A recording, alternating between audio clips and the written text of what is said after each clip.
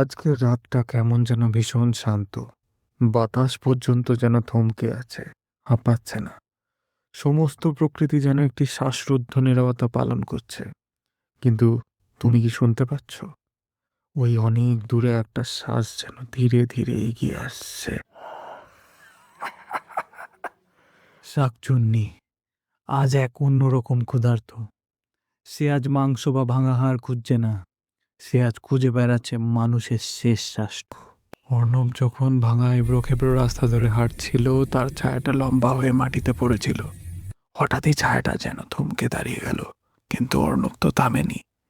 সেটা আসলে তার ছায়া ছিল না, তার কানের ঠিক পেছনে বরফের মতো একখানা জীব আলতো করে গা ছুঁয়ে গেল।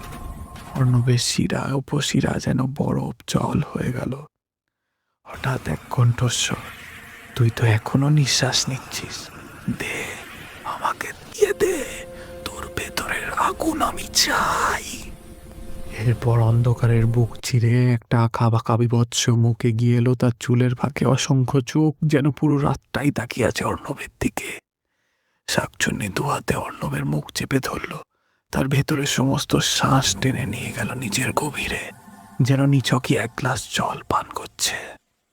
তারপর